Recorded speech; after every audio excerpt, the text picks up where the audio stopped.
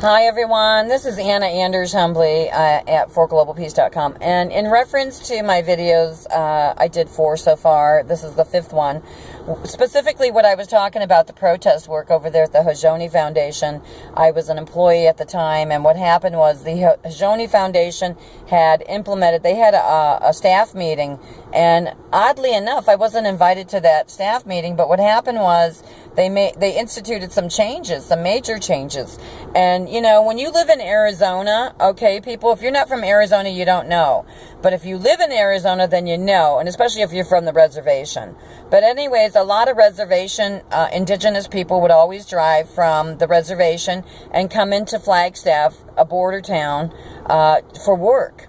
And so what happened was, ever since the inception, ever since Hajoni Foundation got started, they used to have these working positions for people that could come in from the reservations from faraway places, and you would come in to work your shift, okay? So on Sunday afternoon, like about 3 p.m. I think it was, you had to be at the Hajoni Foundation to go to work for the rest of the week if you were a home manager. And so at these different residential group home settings, they had a private office with a bed that people could sleep at work at nighttime when everybody went to sleep in the home. So all of a sudden, supposedly Hajoni Foundation got notified by the government that they couldn't get the funding for that anymore or something, and so they had to make changes. So yeah, people would show up for their shift on Sunday at 3 p.m. and work Sunday all the way through Friday morning, and they would get off their shift and then have their weekends off. And then what would happen next is other people would come in for their shifts on Friday afternoon at 3 p.m. They would be the weekend managers, and they would work Friday night, Saturday night, and get off Sunday afternoon at 3 p.m. It was a shorter shift, but there was still an office in each of the homes, and there was a bed and the office door locked, and so that's what happened. But by virtue of making these changes, what happened was it created a problem for people, because if you think about it, people, these people had to drive, like some people had to drive 2 hours away from work to get to work. So now if they're making people come to work every day, that's 2 hours there, 2 hours back, times 5 days. You know, that's 10 hours of driving. Do you know how much gasoline that takes? Do you know how much time that takes? Do you know how much of a burden that puts on people from the reservation?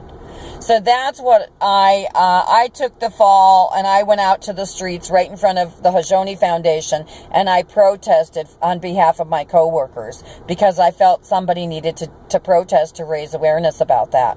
So that's what we did at forglobalpeace.com. We wanted to stand up for our coworkers' rights and my own rights as well. So that's what that was all about. And my superiors, or the administrative part of the office at Hajoni Foundation, they knew what I was trying to do humbly, okay? So that's the name of that tune. What else do I want to say? That's about it. That's why I protested. So, yeah, I don't know what else to say. Other than the fact that we protested on behalf of the Hajoni Foundation. So that's what that was. I know what it was. I wanted to say more, and I'm going to say more. They built new condos in corrupt Flagstaff, Arizona. And I say they. Find out who built those condos. Find out who owns the condominiums that were built right in front of the police station there in Flagstaff, Arizona. Find out who Whole Foods are, the owners that moved out New Frontiers grocery store, because they built a brand new store, New Frontiers, and then all of a sudden Whole Foods showed up. So trust me, the stuff that's happening in corrupt Flagstaff, Arizona is not by mistake, okay, people? Just like they made the poor people move out down at the base where the new Catholic church is. They made the poor people move out of that little trailer park, and then here they come a few years later, and they build a Starbucks coffee house. The Catholic Church and Starbucks knows what they did in corrupt Flagstaff, Arizona. So that's how they get rid of poor people with their poor trailers and all that. And then comes in the, just the corruptness. You know what I'm saying? The blatant, outright corruptness, and you can see it all.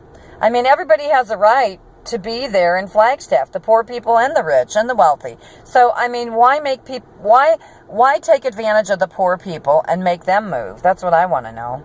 Why do that to people? Why have their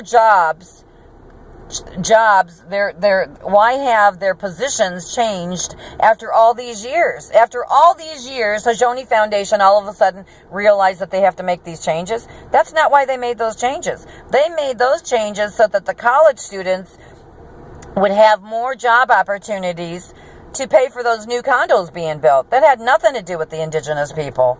And that's further exploitation of the poor that was there originally. And I'm talking about the indigenous people that were being caregivers to the Mojo Foundation. Because the struggle's real, okay? The struggle's not real. It's really real. Gasoline takes money, and to drive back and forth from the reservations for those jobs every day takes money and time, and it made those people either move into town or let their positions go.